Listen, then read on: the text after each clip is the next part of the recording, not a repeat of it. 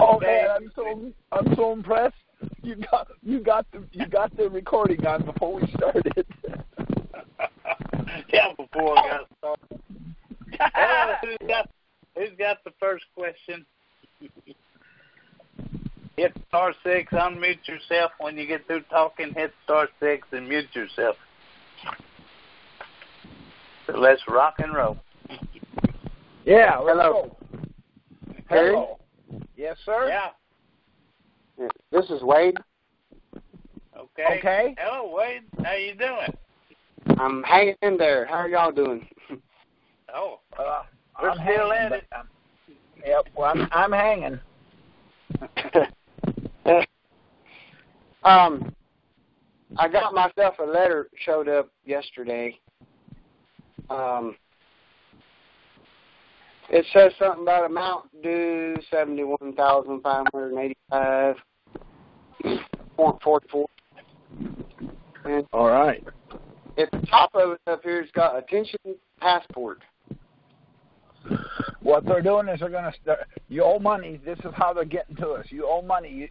They can't collect it, so they're going to pull your passport. Yeah, mine's expired, so I won't be able to renew for another one, I suppose. You're supposed correctly. We got the court order a while back. It's been a while back now. For dismissal for lack of jurisdiction, but then they want to put in there because it wasn't filed in a timely manner, etc. And then I was looking at one of the documents, and they didn't give me a notice of deficiency for any of the years that I sit in for, but they did give a notice of determination for 5 or 6 years there. Right. So they're trying to hang on to those 5 or 6 years. Yes. Well, believe it or not, yesterday we had a talk with the IRS that was on the phone for 45 minutes and said that we are completely misunderstanding what the court said. Basically, what they're saying is you have to, when you file, and this is what they said, when you file your voluntary 1040 form, we're going to use the money that you owe, and you have 30 days to go to the tax court. If you don't go to the tax court right then, you lose your ability to go.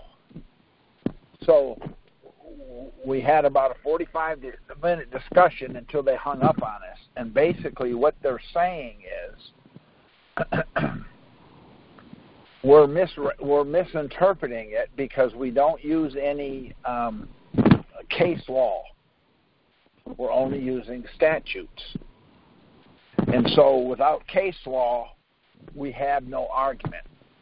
So my question to them was, wow, under willful failure to file, what case law do you have there? He says, we're not talking about willful failure to file. I said, no, but you are in my case. You're not in my client's case. But in my case, what you're saying is willful failure to file. What case law are you using? He said, Title 26. That's a statute. Yep. So we said, I said, okay, you did an SFR. And according to Internal Revenue Manual 6.1.11, the IRS agent said that doesn't matter because the Internal Revenue Manual is a suggestion. Yet I've had stuff come to me under the Internal Revenue Manual, and they say it's not only law, it's the Bible. So they're so frustrated they don't know what to do.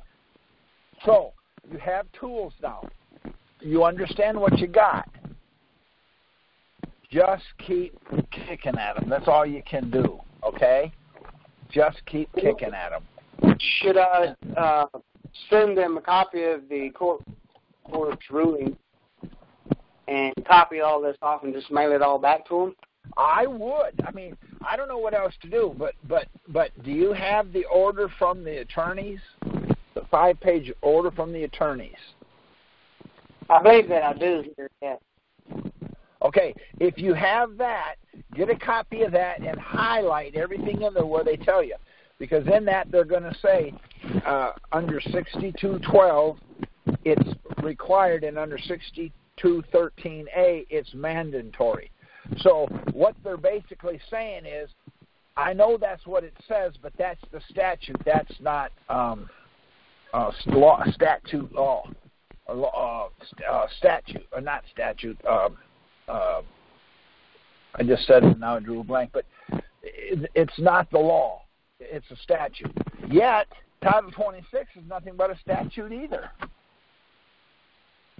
So, they're frustrated. Another guy here locally from me, he sent me his paperwork, and in there they have 27 docket numbers. They say every one of these are exactly the same. So, because these are exactly the same, we're going to dismiss your case for frivolous filings, because this is what they have.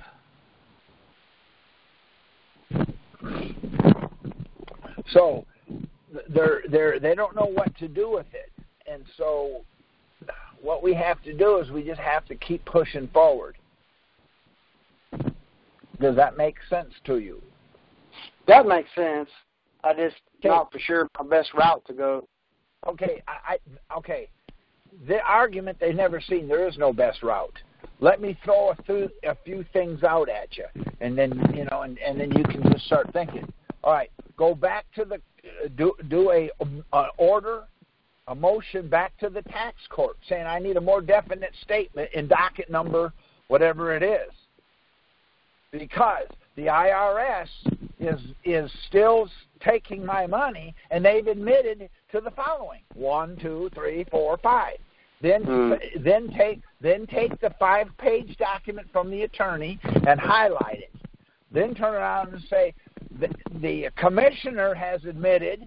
Then take the court order and highlight that same area and put it and send it back and say, "Would please send me a more definite statement so I can understand," or something to that effect. Go back to the tax court and try to get a more definite statement, because you can't. I mean, I don't know what to say. They're just frustrated. One of them said that they're getting over 600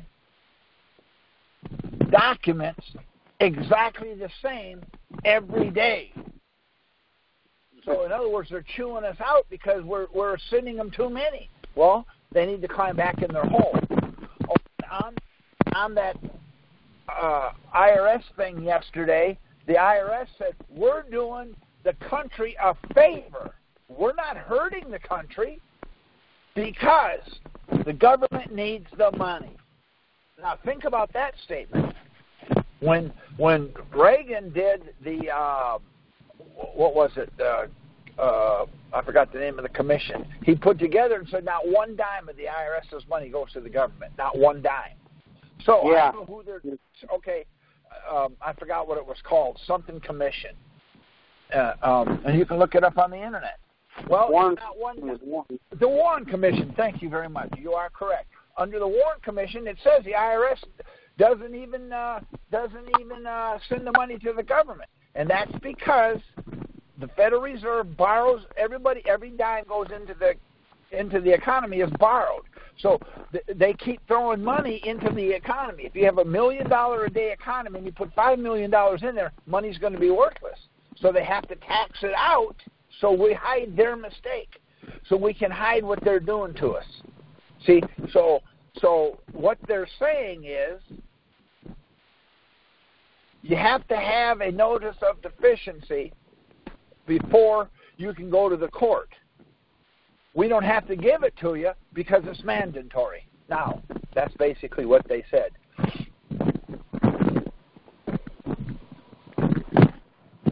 Does that make sense for you? It makes sense. Okay.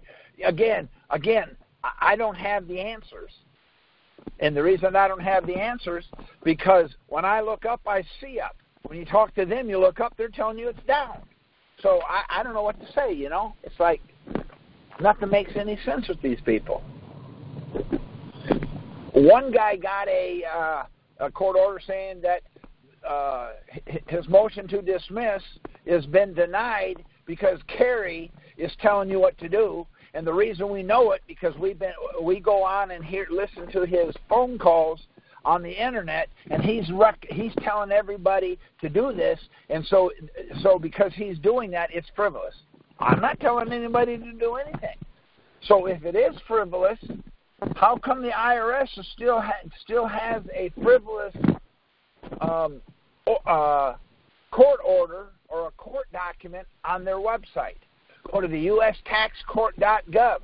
It's right there. So what the IRS is saying is they're not only putting frivolous documents on the internet or up on their website, that the codes are frivolous because it's not I forget the word, but law. If it's not law, it's statutes, and you can't use statutes. But see, everything they say is opposite. So what we're trying to do is, if you got your order, just keep your pedal to the metal, or foot down as hard as you can, and just keep. If you think you should do it, just do it, because I don't know what I can't make no hide in the hair of what they're saying.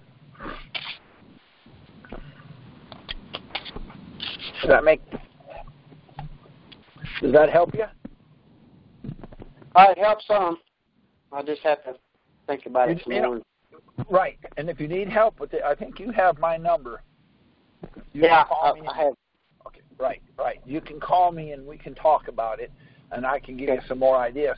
But I want to make a disclaimer right now. I am not an attorney, and I'm giving no legal advice. I'm not asking anybody to do this. I'm not telling anybody to do anything, because the IRS is getting really, really pissed, because, see, they're having to do something, and we're bringing it to their attention, and they're telling you something, and what they're saying makes no sense, because they're saying that the statutes don't count, yet they're using statutes. See? So I don't know. I'm completely was taken back by it. Yeah. Hey, you gotta remember, we're dealing with thieves. That's correct. Yep, I understand it. John Dillinger, the most honest man that's ever lived. See, Al Capone, is working for him. But I'm not trying to throw stones at them. They're doing what they're doing because that's how they're trained. We just have to get our court documents into the proper hands, and then it'll make a difference. I got a call on Friday from a guy, and he got 4 letters from the IRS. He said he was really upset, so he didn't even open them that day. He waited till the next day to open them because he was just hurt his stomach. He opened up the first one, and it was a certified release of liens. He said, "Oh, wow, that's pretty cool. What are the odds?" So he opened the second letter. It was a certified release of lien. He said, "I couldn't wait to open the third one because it had the same envelope." So he tore it open. It was a certified release of lien. He couldn't believe it. He said, "This is impossible." He opened the fourth one, and it was a certified release of lien.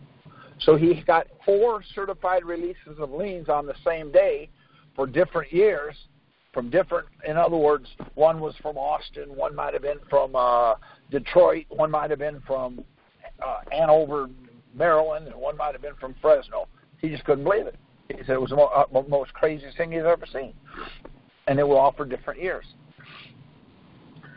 Yeah, so, we sent in the copy of the court order to the particular locations that filed the liens.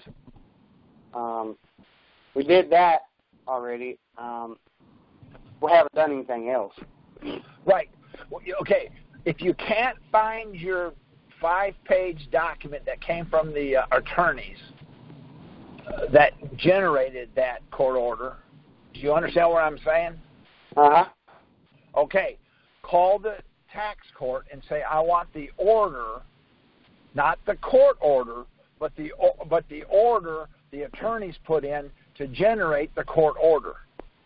And then what they'll do is they'll send it to you and tell them, and it'll cost you $3 or something like that, but you'll get it. Then get a bunch of copies of it and highlight in there. It says right in there, we didn't do this, we didn't do this, we didn't do this. That's the IRS. Highlight all that, and then in your cover letter, say, and then take the court order and highlight that. It's going to say basically the same thing. Mm-hmm. Then what you're going to do is write your cover letter and basically say the IRS the commissioner has admitted to the following 1, 2, 3, 4, 5. Mm-hmm. The IRS's lead attorney has admitted to the following 1, 2, 3. And then say I'm returning to you the highlighted. Read the highlighted document that's enclosed for your convenience, and then write your cover letter saying, hey, what's going on here? What we have here is we got a conflict, and then send it in. Then send it to the IRS, send it to everybody. Now you've got two documents that have a court, the attorney, and then the court order. See, and they're saying that doesn't really matter. That's not what it says. What it's saying is, but it doesn't say what they say it does. If it doesn't say what I say it says what it says. So what we have is we have the tools that we need. We just have Al Capone and John Dillinger in the government running the thing. That's all. Yeah, understood. Okay. So, go ahead. Wait, be sure and get that certified. Yes, and just get them certified. Yeah, just get that 5 pages certified. And what we're trying to do is I don't know what to do anymore because everything we're doing, they're ignoring and telling us stuff that doesn't make any sense. Yeah. So what we're going to have to do is figure out what they're doing and go from there. Okay. And there's no wrong place to mail it.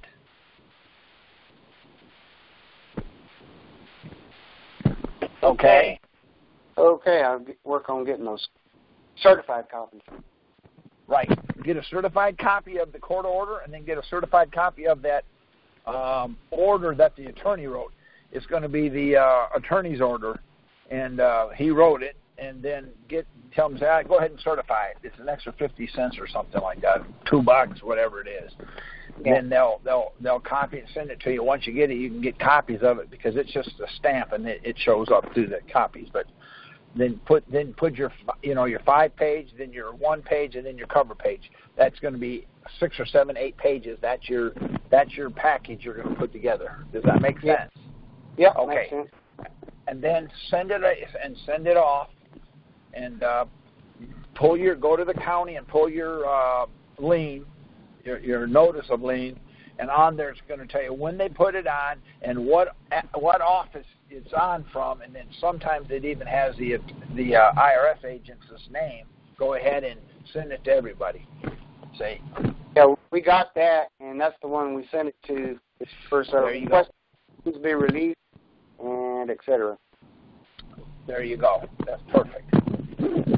Again, I'm saying that, but I don't have anything to do with that end. But these people are just—it's the craziest thing I've ever seen. They act like you're their enemy, yet they're working for us. Now let me give you one more thing that we've done.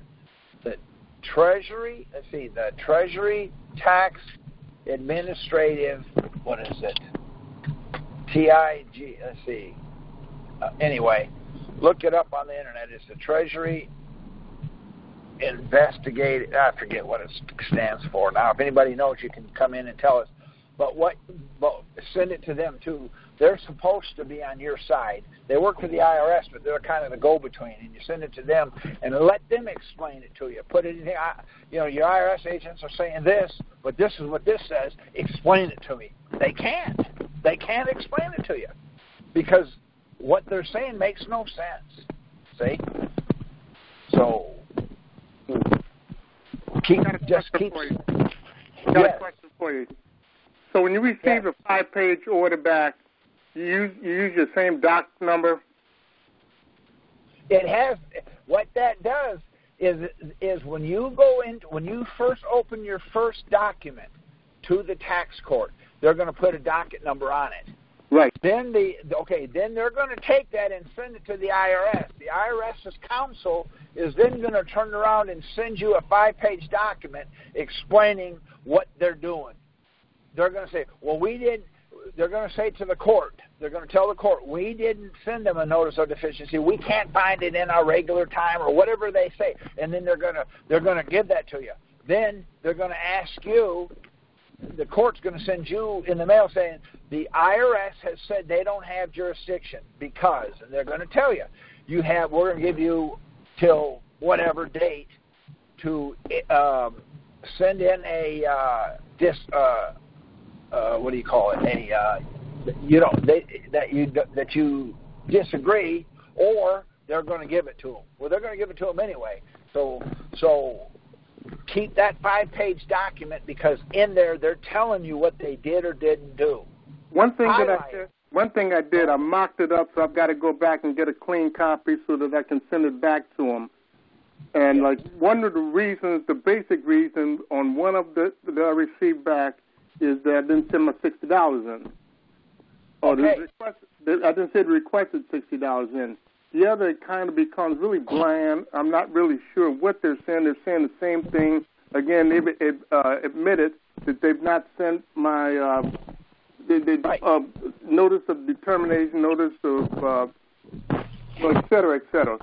But, I guess, basically I'm going to get my copies, send that back to them, but I use my same docket number, correct? Yes, that's correct. And then what you do is ask the tax court. We need somebody to help us because you can go anywhere you want, but this is just an idea. Go back to the tax court. Say, I need a more definite statement. The IRS has admitted 1, 2, 3, 4, 5. Yet, now they're saying it doesn't matter. They don't have to have that. Yet, under 6212 and 6213, it says it's required and mandatory that I get one. So I wanted a more definite statement from you. Tell me, do they have to do it or not? Does the IRS, does title, in other words, you're going to build it instead of saying, I don't know, I'm worried about it, I'm scared of them. You're going to go in there and you're going to write the letter back to the tax court asking for a more definite statement and just tell them what they're saying. And then say, please help me here. Okay. And I'll do that. Now, one family member, they sent something requiring a Rule 51. They've never sent out a final ruling about anything at all. It just sort of was sent in January of 2018, and there's been nothing except some kind of request for Rule 51. Correct. Go in there. Now, let me just give you again, you understand that I'm just running this by, too. I think different. Okay. All right.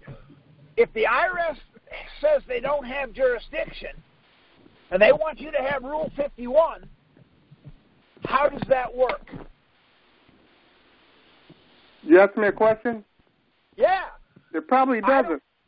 There you go. Go back to the tax court and say, hey, the IRS has admitted they don't have jurisdiction, yet they're asking for Rule 51. How can you ask for Rule 51 when they don't have jurisdiction? I want a more definite statement. Ask the court. Let the court be your hammer. Because I've been on them for years. They do nothing. They won't say nothing. They'll say that you owe. How do I owe? We're not going to tell you. Well, who do I send it to? We're not telling you. Well, what's the definition of income? We can't tell you that. See, they won't tell you anything. Let's go to the court. Let the court tell them. That way, if it hits the fan, you've got something to bring to the judge and say, duh. Okay, and I use my doc number that I have. Yeah. I send it in under an amendment. No, you go back online. Go back on the again. Just go back on the court, U.S. tax court. Right. Download Form 2 right. At the bottom where it says petition, write amended. You'll have to handwrite it because you can't type on it. Write right. amended. Okay. Then where do I write amended on? At the bottom of something? Okay. On Form 2 it says petition. Okay. Write amended petition. You're going to amend your petition. Then in there where it says number 1, you tell them, well, I'm amending my petition because the Rule 51, the IRS is saying they don't have jurisdiction, yet they're asking you for Rule 51. I got you. Okay, there you go. See, then you're going to go in there and say, Rule 51 doesn't apply to the IRS because they don't have jurisdiction. See, they do that to us all the time. Well, that doesn't apply to you because you're a living, breathing man with 3 legs or whatever. See, so you're going to go back and tell the court. How in the world can the IRS ask for Rule 51 when they admitted they don't have jurisdiction? And about my $60, how do I handle that? Same thing. Ed got it. No. We got it. What we did is we have a document, a Supreme Court case that says you don't have to pay it. They're answering it. They're coming back and giving us 3 cases, but the cases are appellate court cases. How do I get that document? We can give it to you. But see, they're going to come back and they're going to say, well, these cases here are saying you have to pay it. Then you're going to have to go back and say, well, those are appellate court cases. The Supreme Court, I don't care how dumb I am or how ignorant I am, the Supreme Court is the supreme law of the land. So if the supreme law of the land says you don't have to pay it, I don't care what you do on the lower courts, this one trumps it. Go back to the court. What we're trying to do is we're trying to do everything through the tax court because now we're putting teeth in our paperwork. I'm telling you what, the IRS is pulling their hair out. They're absolutely pulling their hair out. It's good, but we're getting tools and we're making some adjustments on this. We're going to have it figured out here soon. Go ahead. I didn't mean to cut you off, sir. I'm sorry. Thank you very much. No, but I'm on the move. But I'm not going to get them. I'm going to just deal with it. Right. See, unfortunately, we're making adjustments because of what they're saying. See? Yes, sir. Okay, so it's kind of like when I was young, my dad moved around a lot to try to get better jobs and provide for us better. So we moved into a neighborhood, and my dad worked for a national company, and he said, "Oh, you're the newbie." I said, "Yeah, I'm the newbie." Well, I was younger than him by 2 or 3 years. He said, "Well, I'll be around here tomorrow to get your lunch money." I told him, "You can do whatever you want, but I ain't giving your lunch money." He said, "If you don't give it to me, I'll beat you up." I said, "Well, how do you know you can beat me up?" He said, "Well, ask anybody." So the next day, sure enough, he shows up. I walked over there and I kicked him in the groin. He falls down like a sack of potatoes, crying like a little girl. I said, "Well, I asked everybody and nobody knew." So I jumped on top of him and I just kept pummeling him. I took his money and walked away. Yes, sir. So about 3 days later, he looked like the Elephant Man. He had knots everywhere. He said, "You cheated." I said, "What did I cheat? You didn't give me the rules, so how did I cheat?" He looked at me like an idiot. See, that's what we're trying to do here. We're trying to make our adjustments to where we can get a fair and honest ruling. If you owe the money, pay it. If you have to file a 1040, file it. But see, all we're asking is for a fair ruling. They're saying it's frivolous. What makes it frivolous? I said so. Oh, I see. Just like that kid said, I can beat you up. How do I know that? Ask anybody. Well, okay. Well, guess what? It didn't work. See, all I'm saying is, if you have to file, please file. Yes, sir. See? If you don't have to file, don't file. I'm not telling you to do anything. What I'm telling you to do is ask the person who's telling you something and make sure that they have jurisdiction to ask you, or make sure that they can tell you what they're telling you. And what they're telling you is the truth. And, buddy, that's what's really creating a problem for them, because they want to tell you something, and it's not necessarily the truth. Lastly, on previous calls there, I know that you've indicated, and I guess it comes to a matter of total income and what that is. It comes to line 22 or something like that. And that's okay. That's in the handbook? Now, here's the problem, okay? I'm going to tell you where it's at. Are you in front of a computer? Not at this time, no. Okay. Line 22 says add line 7 through 21. This is your total income. Line 13 says profit and loss. So if you have a profit and loss, isn't that your net income? Yes, sir. Okay, so if profit and loss is net income, how does profit and loss net income become total income? So line 22 of the 1040 form says total income. Go in the booklet and find line 22, read it, and it will define total income for you. What is that? That's the handbook? No, the 1040 instruction booklet, the 107-page instructions. I got you, sir. Thank you so very much. No problem. Thank you for being on here. Yes, sir. Does anybody have any more questions? Does anybody know the significance of Form 56 relative to the revocation of election process? Well, I have a revocation of election, okay?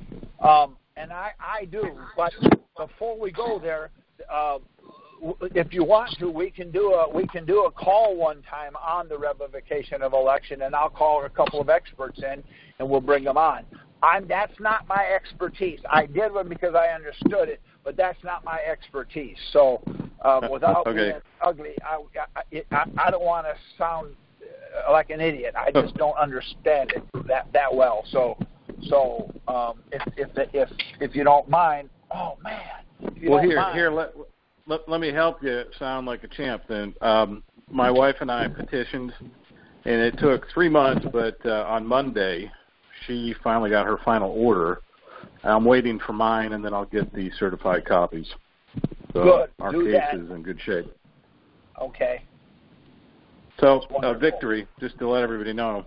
That's good news. Thank you so much. I appreciate that. Thank you very much.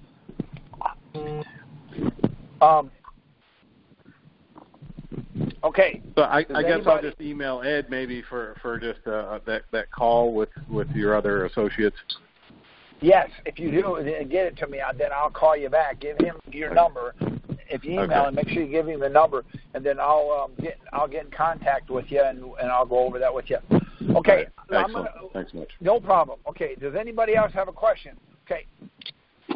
Kerry, I have a question. I don't care. So what? Go ahead. I'm kidding. Go ahead. Yes. Now, could you go over again how do you get the 5-page letter? You said call the tax court.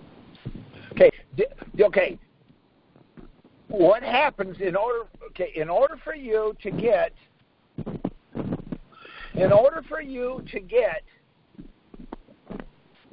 the court order, somebody has to tell the court, give the court an order, and then they sign off of it.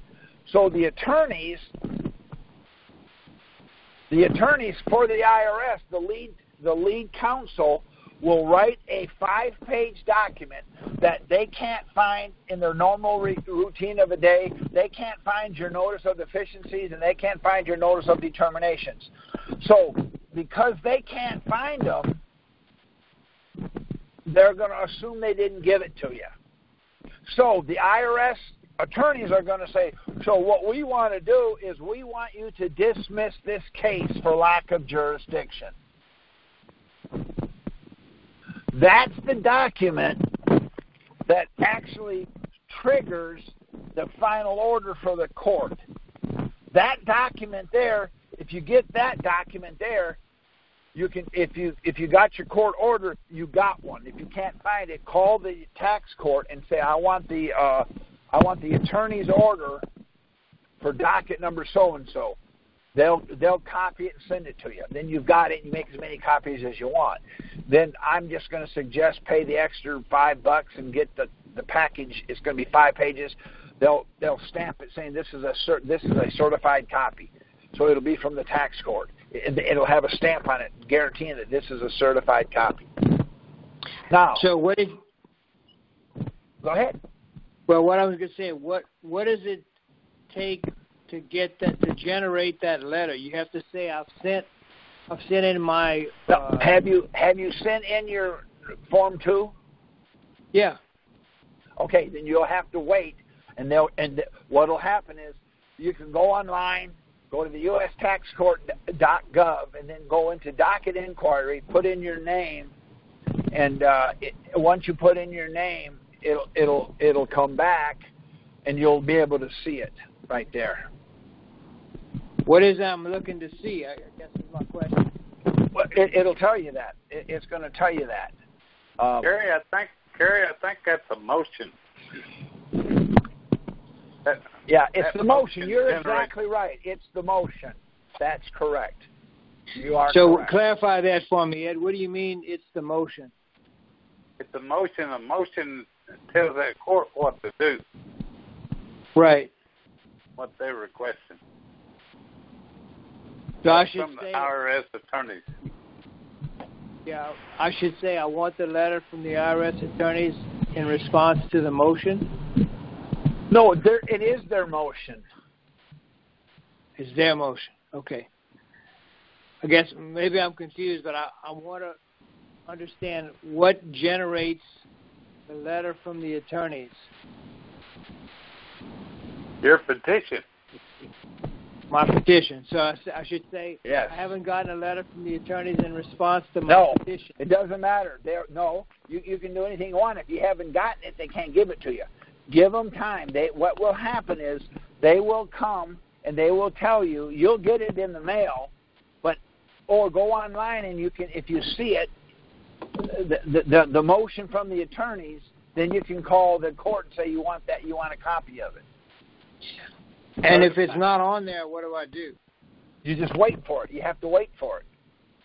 In other words, when you put in your motion to the court, then they're going to answer you. Then you answer them. Then they answer you. Then you answer them. Then they answer you. Then the attorney or then the judge will come back and say, okay, here, this is final order. Then he'll give you your final order. All right, good. I appreciate that. So basically, my original motion is my petition. Yes, correct. Then they will answer that. That's the one you want to keep. I didn't think it was important because we didn't need it at first. That one actually says more than the order does. So what you do is you get that, keep that. Then when you build your cover letter, you're going to use that as your cover letter. You're going to be able to write a letter because. And here's what they said. See, and they usually come back and they'll say something 1, then 2, then 3, then 4, then 5. See, they'll come down there, and then when you write your cover letter, you're going to say, here's what they admitted to, 1, 2, 3, 4, 5. See, and then what we're doing is we're having to change that a little bit because they're making us do it. See, so we're doing. Me and Ed are staying ahead of it the best we can. Okay. Yeah. So we're making a few changes because what they're doing is they're making a few changes. So you can go up to them head to head if you want to, but my experience is they're not going to do anything. So once you go to the court has to. They're going to have to do something. They're going to have to agree with you or agree with them. But then if the court agrees with them and they said they didn't give it to you, that doesn't matter. Then that means the IRS doesn't matter. So just we'll just keep squeezing them. The harder you squeeze, the louder they holler. So that's what we're doing. Yeah. We're just squeezing them. Okay. Okay, I have a question. All right. Okay, right now I'm in a bankruptcy, and the IRS has put over $10,000 into the bankruptcy. saying that right. that's what I owe from year after year after year. Yeah. Okay. So by me submitting this letter, will they pull those taxes out of the bankruptcy? No. What you're going to have to do is, the best thing for you to do is sit down with a bankruptcy attorney and tell them that you want to bankrupt the IRS's, taxes. They're going to say you can't do it. Well, if they say you can't they're do it. in there. Okay. They're in there. Okay, they're good. in my bankruptcy. Then just let your every year they put them in there. That's fine. Then that's fine. Then they'll eventually clear themselves out. I'm not a bankruptcy expert. Okay, I don't really deal with bankruptcy. So you're asking me a question that kind of I don't understand because I don't want to lie to you and tell you something. I think this will happen. I appreciate that. I'm not a bankruptcy expert. So if they're putting them in there, okay, by them putting them in there, they'll eventually they'll take it and they'll wipe them out. But by you doing this, all they're going to tell you is they didn't have jurisdiction. So let me ask you a question. Do you know what the word jurisdiction means? I think I do. Well, it doesn't mean that they have no say so over it. Okay, they have no authority. So let me ask you a question. Are you a married woman? Yes. Okay, see? Now, your husband and you have the authority over you and him. I don't have any. See what I'm saying? I have no authority over any of your affairs. Why? I have no jurisdiction. But you and your husband have jurisdiction over your affairs. Therefore, the IRS is going to tell you they have no jurisdiction. That would be like me telling you, you owe me $50,000. Well, how did I owe you? Because I said. See, jurisdiction is the definition for jurisdiction is authority. So the IRS is going to they're going to admit they have no authority. So how are they putting taxes inside of something that they don't have any authority? Okay, that's all I know. Like I said, I'm not going to. I don't really like. Yeah, that's what I need to know. Right, because I don't know that much about bankruptcy. I know somewhat about this, and I know that this is really. Don't forget to subscribe to this YouTube channel. Don't forget to like this video, and don't forget to click the bell next to the subscribe button so you're notified when there's a new upload. Here's the front page of the channel. The bottom arrow is pointing at the subscribe button that's normally red until you click on it, and this one turns white after you subscribe. And the right one is the arrow. The top arrow is pointing to the bell. Now, the bell doesn't show up until after you click the subscribe button, and then the bell will show up. And that way you can be notified of new uploads. Really irritating them, and they're looking at the guy. They're saying that I'm pushing this. I'm not pushing anything. I'm using their documents, doing their documents their way, mailing it to the court that they set up. See, this is their remedy. This is the remedy that they gave us. The problem is the remedy's working so good now they're mad and they don't want nobody to use it. So people got smarter than them. People have got smarter than them. My father used to say, "Kerry, you're as dumb as a pissant." I never knew what a pissant was until I got involved in this. Now I know. See, now I know. So what were those forms, 1056, and what were you saying about that form 1040? Where you add to... On the 1040, go to line 22. Go to line 22 and read line 22. It says, add lines 7 through 21. This is your total income. Now, go to the 1040 booklet, the instruction booklet. Go to line 22. In there, it's going to be around page 29. What it says is, if you look at line 3 of the 1040, it's going to give you something. I don't know, child care. And it's going to go in there and say child care is. It's going to define it. So total income, I've always heard was never defined. So let's look at it and see what the definition of it is. But if you go to line 13, it says profit and loss. So if you made $1,000 and you lost $500, what's your net income? $500. That's your net. They're saying 500 is your total. So when I got indicted, I asked the IRS agent, I'm confused. Is total income and net income the same thing? Well, they wouldn't answer it. Okay? So I went in the booklet. I opened up the booklet. Line 22, when you see the definition of total income, you'll wet yourself. That's all I'm going to say. I'm not going to tell you what it says. That way you'll look it up and remember it. The other thing that I realize is kind of strange, if you go to page 100 in the 1040 book instruction booklet, on the left-hand side, it says what gives us the authority is 6011, 6012, and their regulations. Gives us the ability to tell you you have to file a tax return or statement. So a tax return or statement must be the same thing.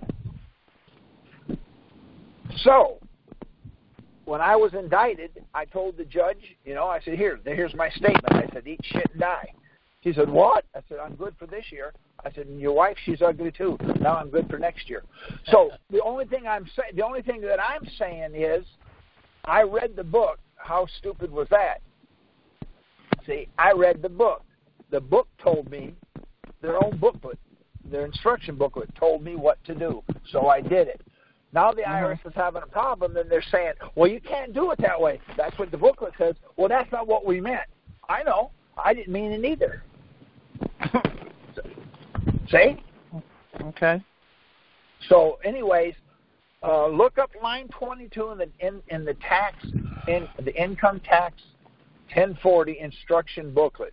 Go to page 29, and it starts right in there. Right in there, you'll see line 21, line whatever it is, and it goes through. And when you find line 22, read the definition of it. Okay. I don't know, but I think you'll be surprised. I'm sure I will. Okay.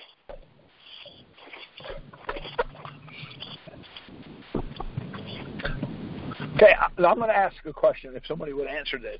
Does anybody know what 1 and 1 and 1 equals? 3. Okay, so let me tell you what you said. 1 It means win, win, win. Okay, win, win. 1 and 1 and 1. You said and means plus. Okay, say that again now. Ask the question again. I said 1 and 1 and 1. What does it equal? 111. That's right, because see, and don't mean plus. What does 1 plus 1 plus 1 equal? That's 3. So if you said 1 and 1 and 1 equals 3, then you're saying and plus is the same thing.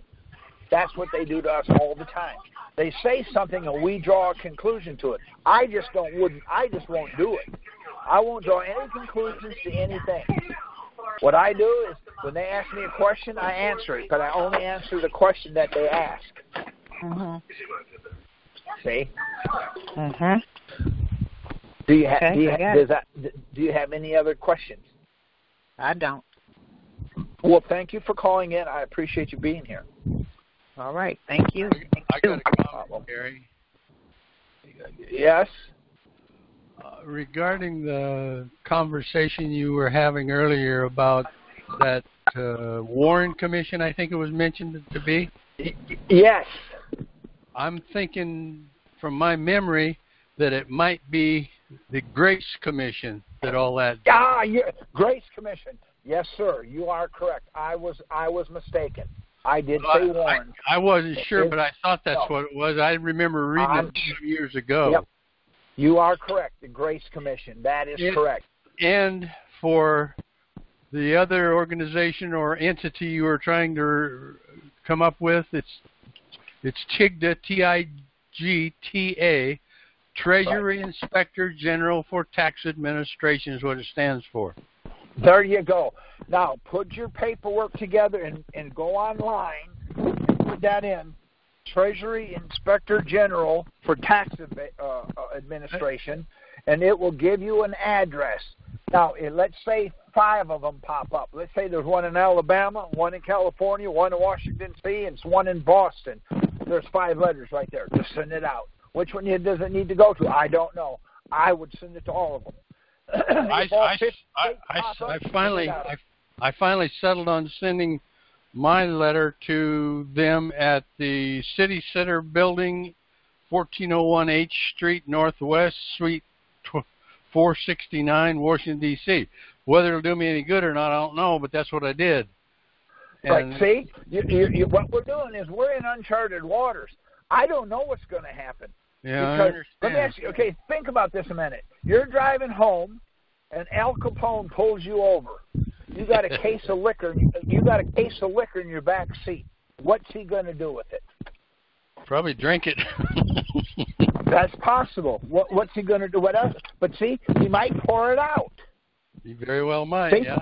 He might just steal it. See, and this is what we're dealing with. The law says he can't do anything to you, but I promise you, he's going to do something. That's where the problem comes in. Because, see, we're trying to do this. The law says the IRS has to follow the law. I had an IRS agent tell me, I am the law. Yeah. Mm-hmm. See? And so we had a judge the other day. We went in there, and the judge ruled this. I couldn't believe this. He said, well, Rule 59E is not always 59E. So what does that mean? Well, my Chevy's not always a Chevy. When I buy parts for it, I can't fit Ford parts on it. I can't fit Toyota parts on it. So when I go to the store, I want a water pump for what? For not a Chevy when it's not a Chevy. And see that? Right. See, you see, none of this makes any sense. I understand 100%. Here's my definition of what the IRS is doing. Okay, they've got quote unquote rules, but they're playing the game of rules that push the goalpost and or the goal either out or back or whatever direction they want it to go, and that's what they're doing. They're changing the rules in the middle of the stream, and that's the hogwash. But nevertheless, that's what they're doing. That's what they're doing. Now, here's the other thing that I realized. Up until we came up with this little process, we've always been on defense. Right. We wait until they make a move, and then we try to defend it. Right. Well, I don't know, like me, I'm an idiot. I'm watching a football game, and I said, that team has never been on offense. Yeah. They're losing the game. Yeah. The team that's on offense the most wins the most games. Well, why don't we go on offense? So I'm thinking, okay, how do you win a ball game? What are the odds of a football team never touching the ball, being on defense the entire game, and winning the game? What are the odds? Very, very low, very low. Okay, what are the odds? One other question I have. Sure, go right ahead. When you get that letter back stating that the IRS is saying your case has been dismissed because the IRS doesn't have any jurisdiction. So is that letter saying my case that I'm fighting for against the IRS has been dismissed, or the fact that I owe money is being dismissed? See, I'm confused on that because some of my friends have gotten that letter. So when they say your case is dismissed, that means they throw my case out and I don't owe them money? Okay. Now, listen. Okay? It's not a letter. It's a court order. The court says, the IRS said they don't have jurisdiction. That means your case has been dismissed for lack of jurisdiction. Here's my question. Okay? I have no jurisdiction, but I'm going to send you a bill in the mail, and I'm going to tell you that you owe me $10,000. What are you going to do? Yeah. I understand what you're saying, but when they say your case has been dismissed, so that's not saying they're dismissing the case that I'm that's what they're saying. They're dismissing your case for lack of jurisdiction. For lack of jurisdiction. Okay. Actually, it might be the motion that they're dismissing. It says on my letter from the attorney, which was an 8-page letter, Carrie, it says motion to dismiss for lack of jurisdiction is the heading underneath the petition versus the Commissioner of the Internal Revenue Service, who's the respondent, and the IRS is the respondent. It says the heading says motion to dismiss for lack of jurisdiction, and that's what I finally received after not ignoring this letter. Okay, read so your knowing letter. this, do this mean that you don't file taxes anymore? No, ma'am, you never heard that from me. I did no, not I know, say no, that. no, I know. Okay, I know. you make your own decision. You do what you want to do. But if they don't have jurisdiction, how do they tell you to do anything? Exactly. Okay. I'm not telling you what to do. I'm not. Gotcha. Okay. My Carrie, questions have been answered. Carrie, I'd read this letter, but it's an 8-page letter, and I don't really think you're that interested in 8 pages of this junk, are you, really? Carrie? No. Oh. Hello? Carrie? Yeah, my phone went dead for a minute. I had to go re-enter my case. Okay, I was just saying, this letter right. that I got from the attorney out of Seattle is 8 pages. I really question whether you want me to read all 8 pages. No, I do not. No, I do not. But on there it says this case is dismissed for lack of jurisdiction on the grounds. Just read that that section. Let's see. Respondent moves that this case be dismissed for lack of jurisdiction upon the grounds that no statutory notice of deficiency as authorized by IRC 6212 and required by 6213A. Stop right there. That's okay. Just stop right there. You're going to highlight that. That's what your letters are going to say. It's recommended that you get one demanded, or what does it say? Recommended and let's see. Well, it says okay. Dismissed for lack of jurisdiction upon ground that no statutory notice of deficiency as authorized by IRC 6212 and required by 6213 and no notice of determination under IRC subparagraphs 6220 and 30 has been sent to the petitioner with respect to taxable years, blah, blah, blah, blah, blah. Okay. Now, here's my question to you. Okay? It's recommended and it's recommended and required. What does that mean? What does that mean?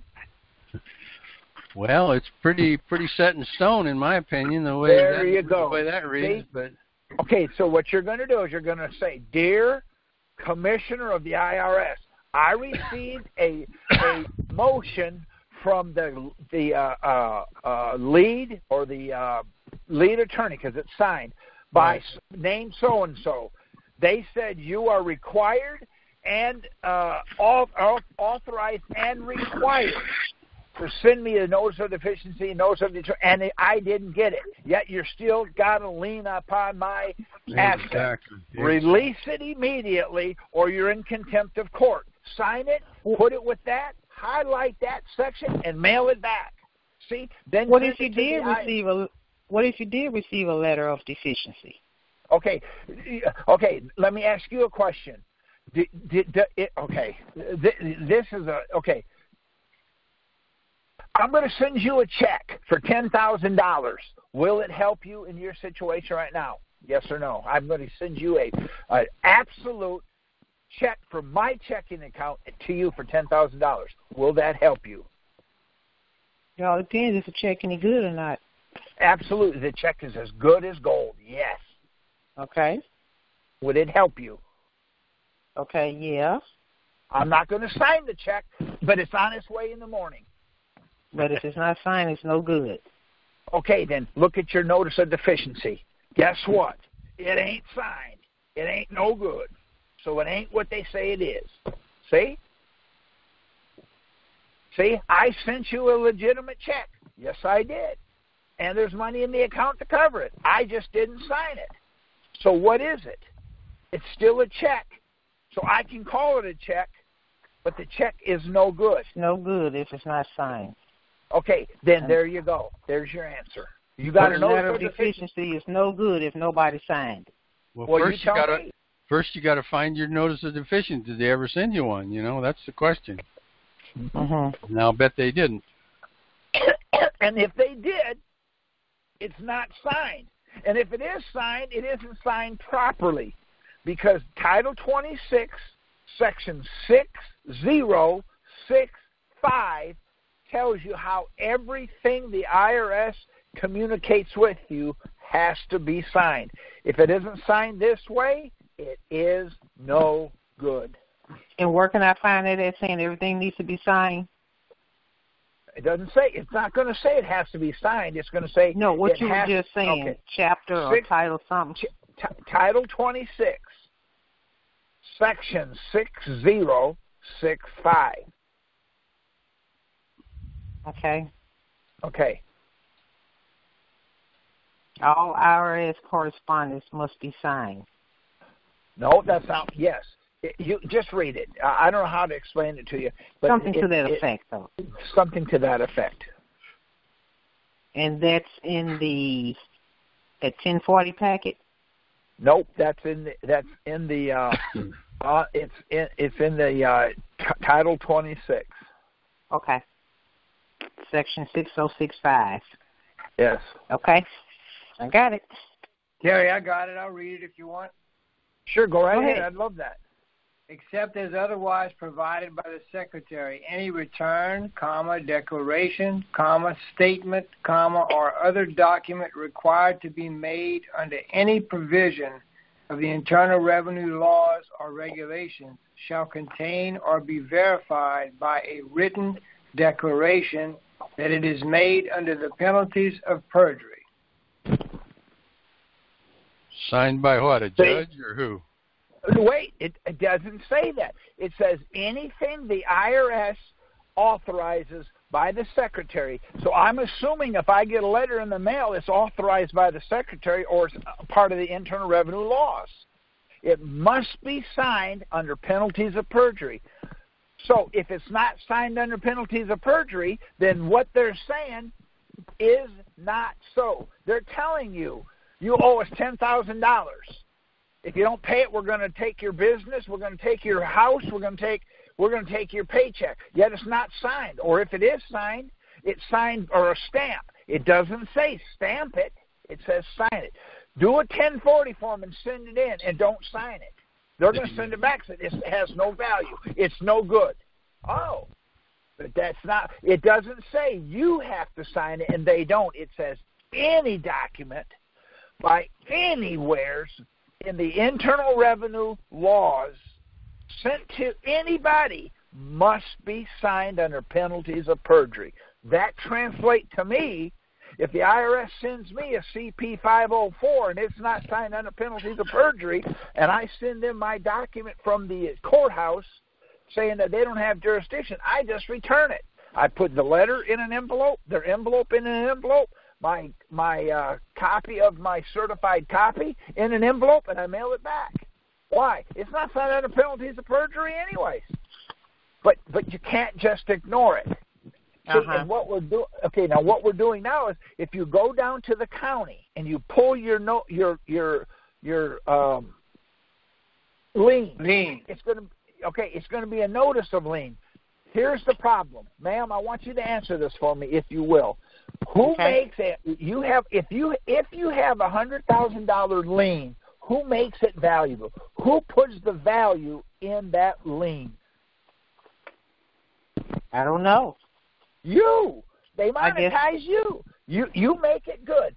So my question is, who makes the notice of lien valuable? Same party. Nobody. You can't make a notice of lien valuable.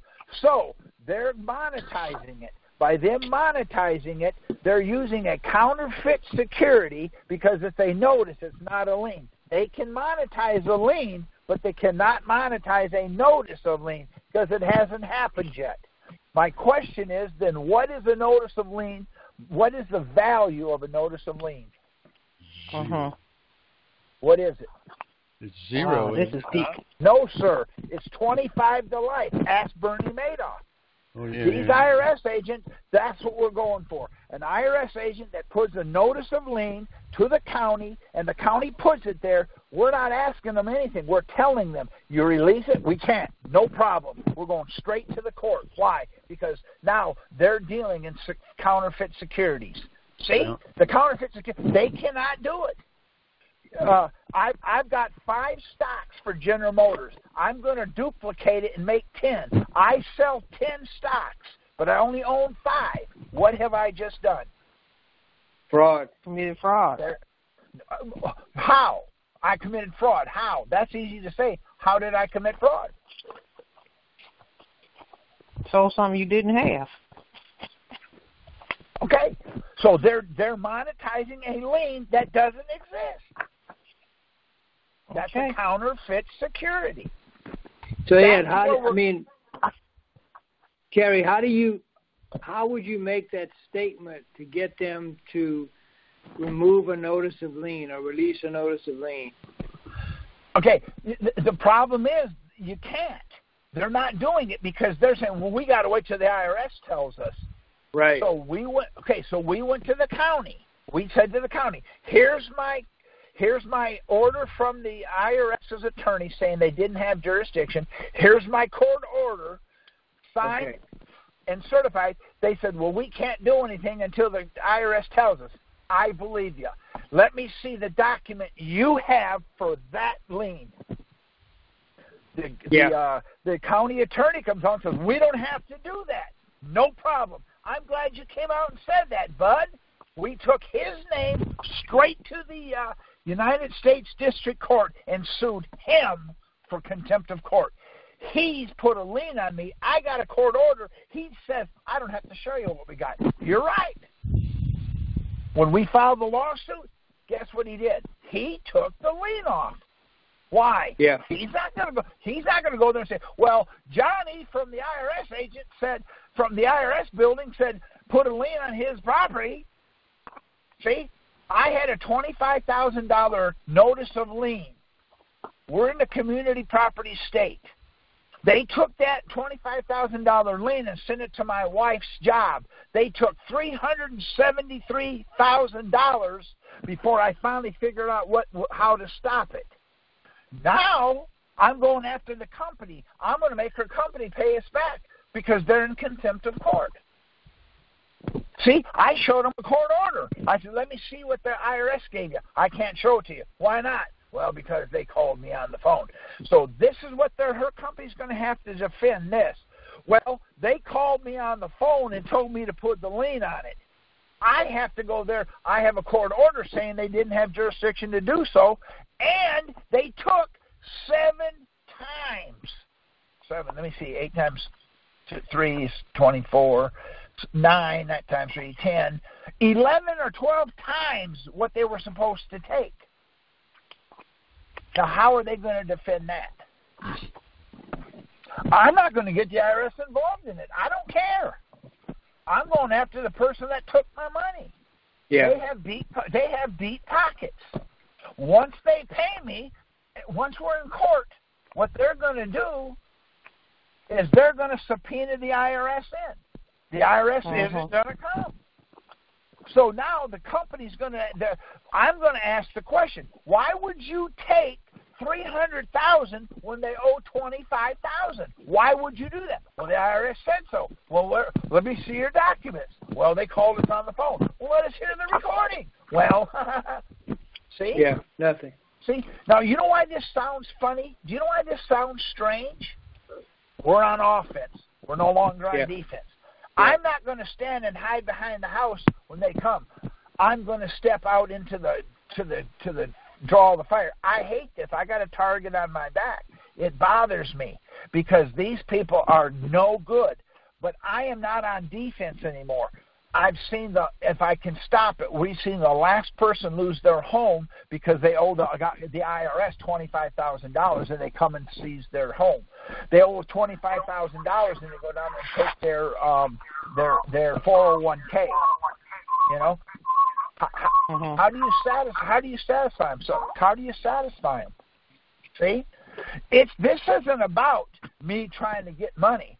Because I don't care about the money. I want what's right. If I owe, I want to pay. I need to pay. If I owe, I need to pay. But when I ask the IRS, how did you figure this? We're not going to tell you. Go get a CPA. No problem. Who do I send the bill to? We ain't paying for it. Oh, so you come up with PFA and tell me that I have to pay money. PFA is picked from bottom side. So you're telling me you picked the number from wherever, you did an SFR, I don't know what you did. So I'm telling you, how did I owe $25,000 and you take $300,000? They hang up on me. There's no answer. You're writing letters to a dead person. I don't know what you're doing. So what we're doing is, our blog is texasrepublic.wordpress.com. Our website is thetexasrepublic.com.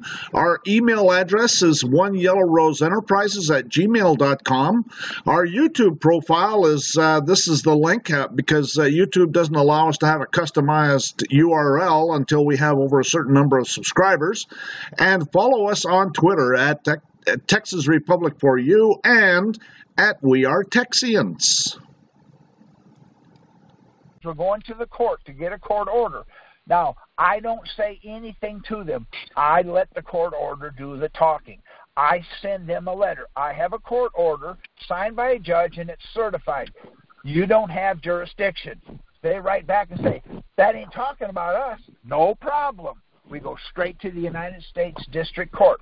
They don't have jurisdiction on the IRS agent, but they do on the court order. So we're suing the IRS for being in contempt of court, or we're suing them for selling or being involved with counterfeit securities, because they're monetizing a notice of lien. A notice of lien or a notice of levy has no value, but they're monetizing it and holding you responsible for it. It doesn't matter. If I owe the money, show me I owe it, and I'll be glad to pay it. Is that civil contempt or criminal contempt? Yep. Which one? What do you want? It does. I don't know. Okay, when they indict you, are they indicting you for criminal or are they indicting you for civil? I don't know. Neither do I. Well, then go for criminal, because counterfeit securities is pretty ugly. That would be criminal, see? Oh, definitely, yeah. With regard to contempt of court, too, there's other issues where they're in contempt of court, like, for example, the Supreme Court. They do these frivolous filings, and they need a regulation. They don't have one. That's contempt of the Supreme Court. There you go. See? So what we have to do is we have to stop. We're fighting this fight, and we're getting our brains beat out. We just keep fighting it the same way, and from a defensive foxhole. Why don't we just move over 2 holes? Now we're on offense. See? We're on offense. That's why it sounds funny. That's why when the IRS, we have a guy in court. He went there today. He called me. He went home. He's arguing. He says, well, Your Honor, it says right here they did a substitute for return. The IRS agent stands up and says, that doesn't matter if we did one or not, because the Internal Revenue Manual, it's just a suggestion. Oh, well, we agree with you. It is frivolous, because the IRS used Title 26 to say I owe the money. Guess what? That's just a suggestion. Now they're in a bind. See, they're in a bind because we're spewing back to them the same thing they're spewing to us. I don't care what they say. It's irrelevant to me. The problem I'm having with them is I'll call them up or I'll write them a letter saying, hey, you said that I owe you $300 million. I can't figure out how to do it. Where did I do it? That's a frivolous question. We're not going to answer it. So then we step back and say, wow, we're beaten. Go to the frickin' court with an offensive move. What's the offensive move? The IRS said I owed them money. They haven't given me a notice of deficiency, and they surely haven't given me a notice of determination. How do you owe $300,000 if you don't have a determination? Where did they get the assessment from? Right. So okay, all of this arguing we're doing is in the assessment. It's not in I'm a sentient moral guy. I'm a sovereign. My mother wears army boots. See, it's not in any of that. It's in the assessment. How did the assessment get made? Now, how did they make an assessment on me for $25,000 and justify taking $373,000? How do you justify that? They're saying because you wouldn't sign. Sign what? It doesn't matter whether I signed it or not. When you got your $25,000, you stop. Well, we didn't have to stop. Well, I found out why. The IRS gets a commission on what they take. So if they're only getting 5%, 5% of 25,000 is what? Not much. See, but 5% of 300,000 is a whole lot more money. They make more money on their commissions than they do on their salaries. So guess what? It's time we went on offense. Jerry, you talked about counterfeit security. I've heard that before. The notice of lien cannot be turned into it's a counterfeit security. They try to monetize it. How would you approach that? Whoa, stop right there. No, hold it. Stop right there. They're not trying to monetize it. They are monetizing it. Right. That's what makes it a counterfeit. Now go ahead with your story. I'm sorry. Well, I'm in that situation, and it's been almost 4 years.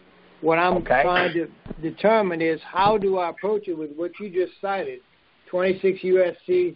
Section 6065, to walk in there with that kind of statement, how can I tie it in to let the local clerk understand he's dealing with a counterfeit or what's been turned into a counterfeit security?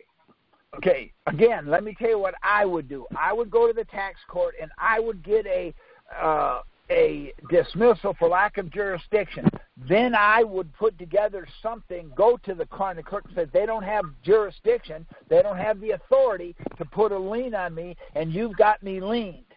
I would sue the court of clerk in the court, saying she's been given this court order. She's refused to pull it. She is now, or he is now, in contempt of court. Now, I'm going to give you this. I'm going to get in trouble because this is a friend of mine. But go online and look for Lynda, Lynda, Wall, Wall, versus the United States of America. That's a lawsuit that was filed against the IRS for selling counterfeit securities.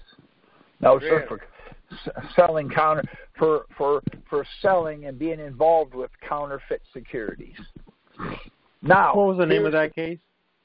I would rather just get with that. I shouldn't have said that much. I've said too much on that because I don't want her to be a target too.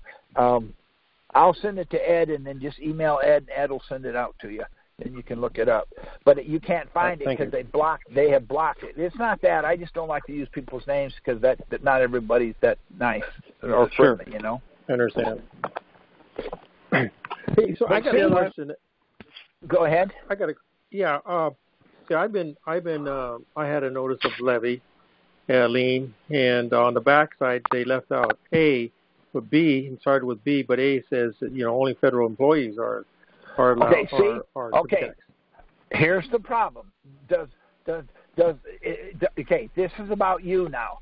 I'm not a federal employee. Here's my question. No, neither am I. Never have been. I understand that, but it's not about you. So, does federal employees have to pay federal income taxes?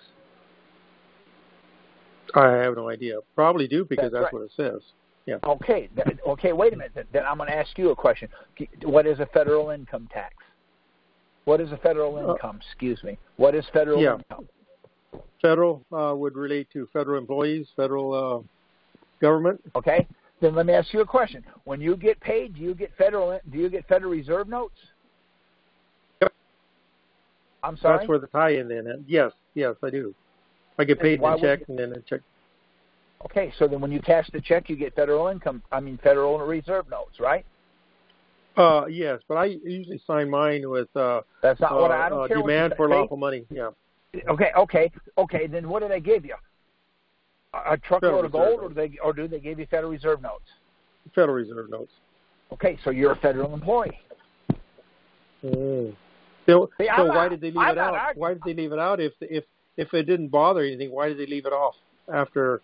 You're trying. Okay, this is not about you. Then I'm going to ask you one more time. What's federal income? receiving federal notes. Okay. Do you receive federal notes? That's all we have. Yes. See? There you go. I asked a question. There. See, you just told me you were a federal employee. That's not what federal income is. I'll give you the definition of income if you want it. Okay. Go ahead. I'm listening. Title 31, Section 321, D as in dog, number 2, says for federal income. That's all I'm going to tell you. You look it up and read it. Once you read it, you'll understand it. Once you understand it, then, yes, sir. That's money and finance. That's the Treasury's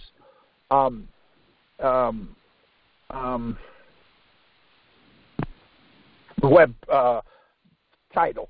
Now, let me ask you a question. Title 31, 321, D2? D is in dog, number 2. Now, here's where the problem is. If you don't know what income is, how do you pay tax on it? Let me ask you a question, sir. You only have to pay taxes on a dubulator. Do you make dubulators? I have no idea what a dubulator is. Well, then you owe $10,000 a year because a dubulator is what I say it is. A dubulator is when you go to work and you get a check, you take the check, deposit it in your account, you take that account and you buy a piece of bread. That's a dubulator. Okay. See? You don't know what it is. I made it up. There's no such thing. See? Yeah. Okay. So what I'm telling you is, see, by you not knowing, there you go. That's right. See? That's now, it. my question is, has anybody looked up Title 31, Section 321, D2? Has anybody looked that up yet? So you can read it, the group. Yes. Would you please read it? For purposes of federal income, comma, Stop right there. Stop right there. This is for the purpose of federal income. Now read it and finish it. For the purposes of federal income, comma, estate, comma, and gift taxes, comma, property accepted under paragraph 1 shall be considered as a gift or bequest to or for the use of the United States. Now tell me what is federal income? A gift. There you go. So when you go to work and you get a check, you go to the bank, they give you a cake. Mm-hmm. Or a pair of socks. They do? What bank do you bank with? Bank of America. Cash your check. Okay, when you go to Bank of America with your check, they give you a cake. Here, I'm signing over my check. I'm going to sign it in lawful money. They hand you a cake, a pair of socks. Mm-hmm. Right? Mm-hmm. Right. Okay. All right. Well, then I want my lawn mowed, and I'm going to pay you a pair of socks. I'll give you 2 pair of socks every time you mow my grass. Mm-hmm. That way you don't have to go to the bank. See, you don't even understand what you said. You said yes, you get gifts, so you work for gifts. Earlier you said you work for a check. See, you don't know what it is. So the word income is gifts or bequest. Here's the problem. Total income is defined in the Internal Revenue, the 1040 instructions as different. That's why you can't get your arms around it. Yeah. Well, I always saw the impression that income was derived from profit from a corporation. Well, guess what? You were wrong. See, I can tell you anything I want. See, a dubulator is something that falls out of the sky with a hook on it. When you pick it up, you're an instant millionaire. So, have you ever seen a dubulator? I haven't. No. Well, how do you know what it is? If you don't, how do you know you haven't seen one? You don't even know what it is. Well, because whatever I picked up never turns into $1 million. Well, see, I didn't say it turned into it. You can turn it into $1 million. See, the problem is, here's the problem. You don't know what income is, so you go ahead and put it on your 1040. Now, let me ask you a question. What does the word form, F-O-R-M, what does it mean? What does the word form mean? Skeleton. See? Yeah. It's a model or a skeleton to be used with the methodical words and phrases in the methodical order in a judicial proceedings. In other words, it's a model or skeleton to take you to jail. That's what a form is. See? By not knowing that, guess what? We fill it out and sign it. I don't care that you do that. You're welcome to do it. Because the 1040 is not what hurts you. That's not really what hurts you. See? I hear, well, it's the W-4. The W-4 doesn't hurt you. Can I go back to that paragraph D2? Yes. Okay, so the paragraph says, for purposes of federal income, estate, and gift taxes, property accepted under paragraph 1 shall be considered as a gift or bequest to or for the use of the United States. So it's saying property accepted under the paragraph shall be considered a gift or bequest to or for the use of the United States. When you go back to number 1, it says that the Secretary of the Treasury may accept, hold, administer, and use gifts and bequests of property. So the way I'm interpreting that is when you fill that out on the IRS form, you're giving that as a gift. There you go. Stating is your property to the IRS, and it says on there that they have to use it for whatever as nearly as possible in accordance with the terms of the gift or the bequest.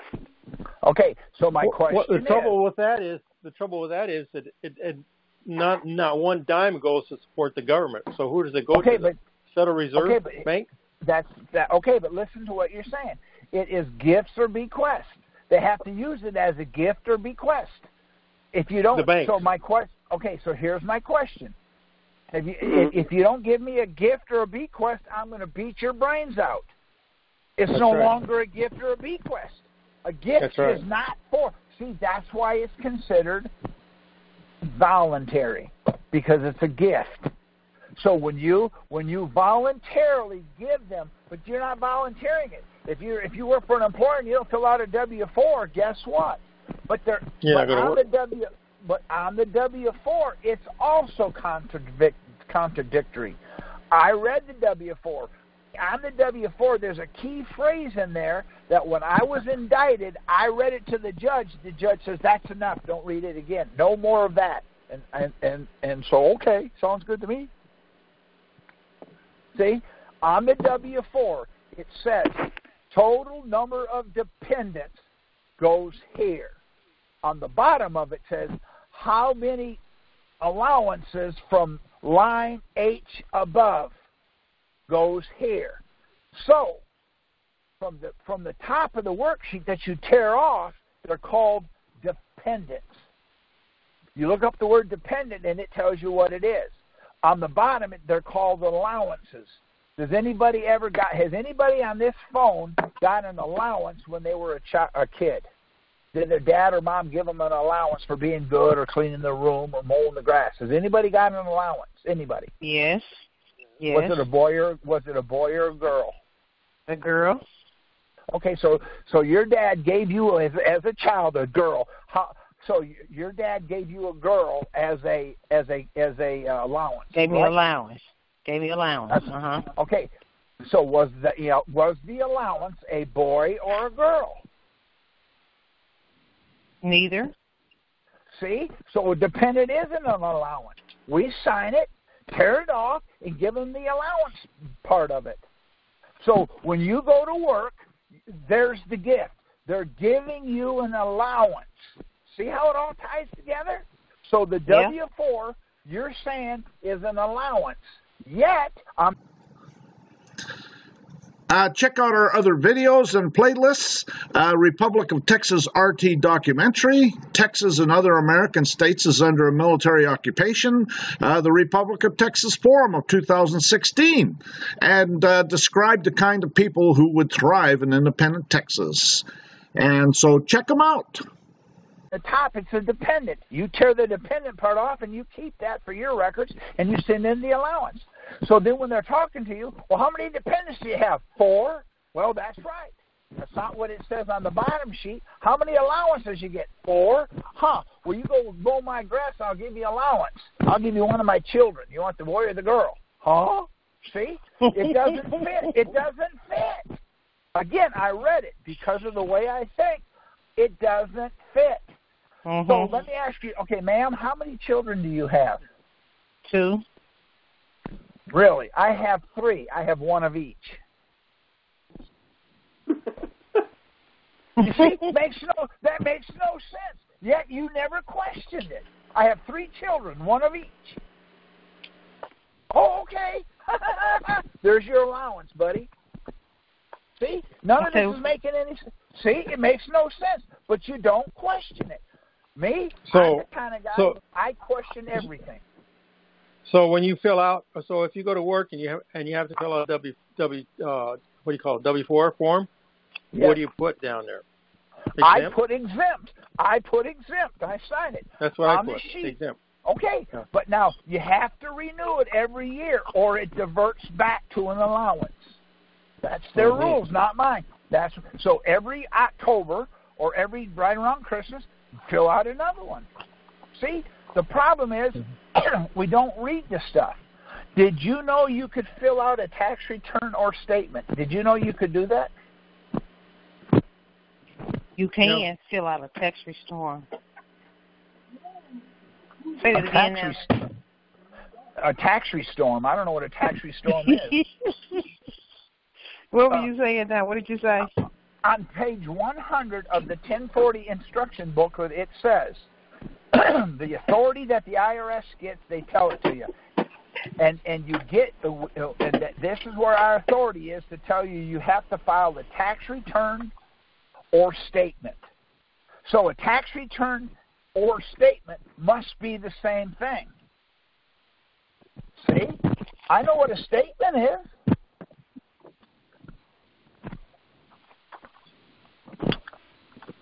See? So I give them a statement. So what kind of statement you give them? Eat shit and die. Isn't that a statement? Yes. Okay.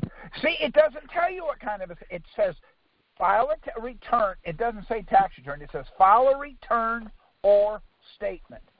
So what is a return? I just send it back to them. Say, here's my return. Send it back.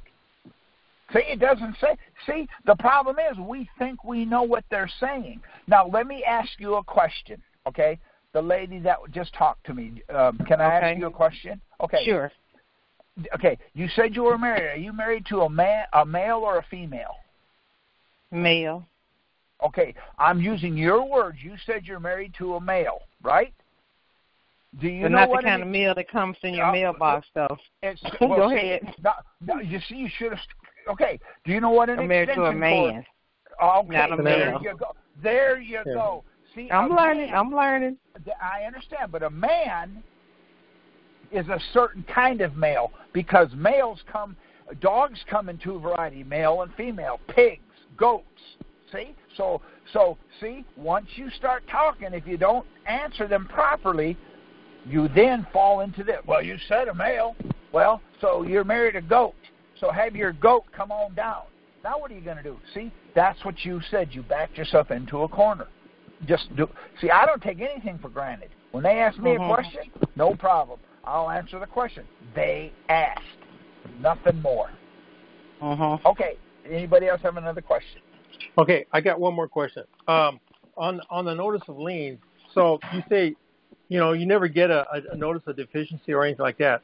And if you do, you consider that as a non-response or an invalid demand because it's not signed? Nope, I do not. I'm going to ask you a question.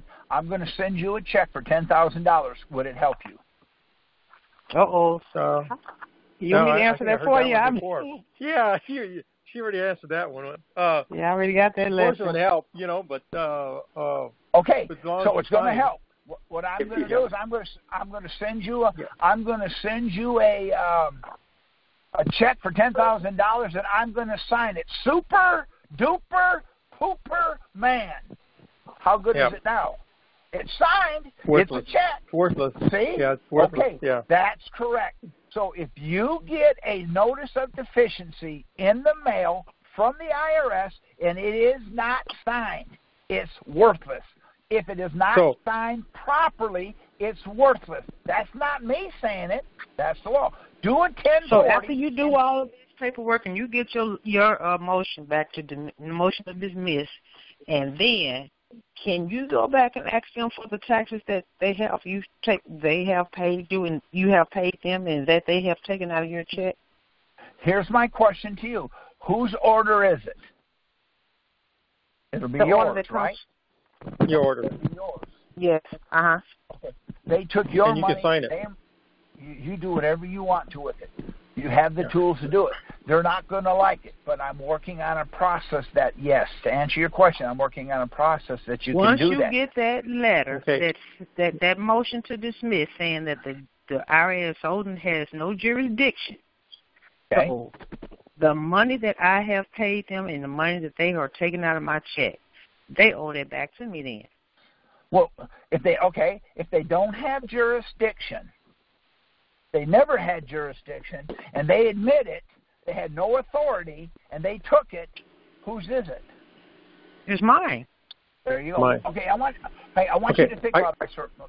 Go ahead. I was going to ask you a question. Another one, I heard you mention that, you're in the process of working on the way that the company that your wife worked for, you're going to try to get all that money back. No, I'm not going to try. It will happen. Okay, in my case, it's the Social Security Administration that allowed the IRS to take their share without me ever having anything to say about it. Okay, here's the problem. They're going to tell you, I've already gone down this road. The Social Security, it's not my fault the IRS took us. No problem. Go straight to the court. Bring in the Social Security Administration and say, why did you take it? The IRS said so. Let me see what they said. Okay. Got it. See? Now, here's my question. They're going to say, well, we don't have the money for it. Then you shouldn't have took mine. I don't care. Now, here's another thing, too. I wrote a letter to where the checks were coming out and asked them, I want to see an accounting because I know they've been dinging me. And they said they couldn't do it. I had to go and talk to the IRS. Okay. How come you didn't have to talk to the IRS when they took it? Yeah, to begin with. Yeah, they never did. Okay. No, they just took it. Okay, here's my question. See? Doesn't that sound like a good idea? Well, of course, yeah. Then why didn't you think of it? Because I never thought about it at the time, I understand that. Because you're told how to think. Yeah, well, that's it. We've been conditioned since grade school. Okay, see? But me, I don't know why it is. But when I go to court and they ask me a question, I answer every question they ask. Yeah. But see, okay, I want to ask you a question. The guy that just asked me the question. Do you smoke? No. Okay. You do not smoke. Okay. When John F. Kennedy was in the presidency, he brought a humidor into the White House. Do you know what a humidor is for? To humidify the air? No, I don't know. To make a cigar be fresh all the time. Now, my question to you is, do you know what a Cuban is? Yeah, a Cuban cigar? Yeah. Perfect. That's a cigar. Great. So now I'm answering your question. You said it's a cigar. What is a man that's born in Cuba? What would he be called? A Cuban? No, sir. He'd be called a cigar. Nope. He would be. There you go. Wait. You said a Cuban was a cigar. That's what you said. I asked you what is a man born in Cuba. You said a cigar. Well, he'd be a Cuban. Okay. So a Cuban is a cigar. See, I asked you if you smoked. You said no. I said, does John F. Kennedy, he had a humidor brought in. Well, what is a humidor? It keeps cigars fresh. Then, you see what I did? I put in your mind that I'm talking about cigars because you're right. Cubans are cigars. That's correct. But what would a tree that's growing on the island of Cuba, what would it be called? A Cuban tree. There you go. It's a Cuban. So if you went down there and picked up a stone or a rock on the ground from Cuba and brought it home, what would it be? A Cuban rock. See? It should be a Cuban. Mm-hmm. What I'm trying to tell you is we've got to stop doing what we're doing because it's not working. So you ask the IRS a question. They're not going to answer you. Or they're going to answer you, oh, that's a frivolous question. Oh, darn it. See? Mm-hmm. So the question is simple. If the court says and they say, then the IRS is going to say, well, that doesn't mean us. I know it. Well, who the heck does it mean? Let's go back to the United States Tax Court and say, I need a more definite statement. Here's what the IRS said. Here's what the commissioner said. And here's what the court said. What does that mean to you, IRS court, U.S. tax court? Now, let's get a more definite statement. Because the IRS is telling me they don't have jurisdiction, but they're taking my check. How can that possibly be that way? Mm-hmm. See? Hello, Kerry. We're going to have to close it now. Amazing. What's amazing? Okay, yeah, Kerry, I got one more question. Just learned tonight. That's what's amazing. Yeah. That's okay. Amazing. Yeah. We're going to take one more question, and then we're going to shut it down. Okay, Kerry, can I ask a question? Well, Hello? I think you said you weren't going to ask any more tonight. Yeah. No, I'm kidding. Go right ahead. Sure. Go right ahead. Okay, Kerry? Yes. Yes. I just have a quick question here. I'm calling in from my wife. My wife received from the tax court on her first petition that she sent in an order from the judge, and he did a dismissal for lack of jurisdiction for not paying the $60 filing fee. And then she sent in a new petition with the new Exhibit A as the Supreme Court rulings, and within a week the judge sent back an order again to say that she needed to pay the $60 filing fee, and she's got to respond in the middle of August. Okay, here's my question to you. The court said they don't have jurisdiction, pay the $60, okay? Right. Okay, do you see, isn't that an oxymoron? Right. Okay, then I would go back, you did what you thought you could do, then go back and say, this is an amazing fact. You're saying you don't have jurisdiction, pay the $60. How do you have the jurisdiction? How do you not have the jurisdiction but want me to pay $60? Duh! You see? To me, that makes sense. I mean, that just makes sense to me. I'd go to and then he's going to say, because I can. Great. Then go back and ask him, well, what about that? In other words, once they tell you something, we're going to turn our backs and leave. I'll give you one quick story, and then we're going to call it in. I went to court because they wanted me there.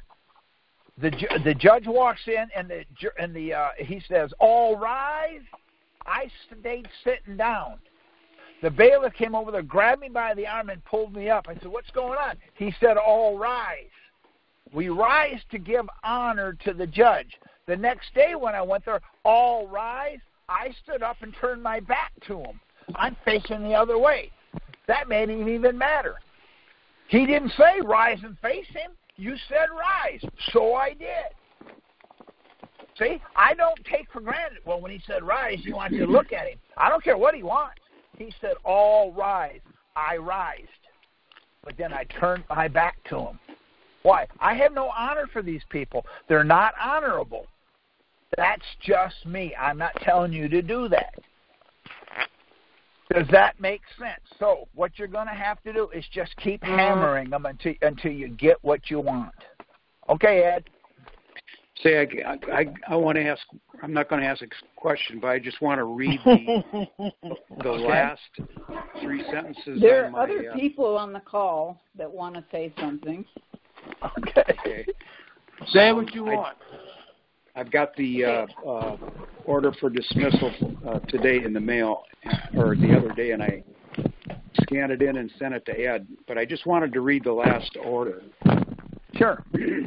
It is ordered the respondent's motion to dismiss for lack of jurisdiction and to impose a penalty under IRC 6673 is granted in part, and this case is dismissed on the stated ground. In all other respects, respondents just referenced motion is denied because they had filed a motion, something to do with a frivolous filing type thing. See, they don't have jurisdiction. That's what they're. Now you got your answer. Take what they got right there and go back to them and say, if you don't have jurisdiction, how can you possibly tell me to pay $60? Well, they're not asking for the $60. No, not in your case, but in other people's cases, they do. Right, and I'm in Minnesota, and there was probably many of us that got this same thing.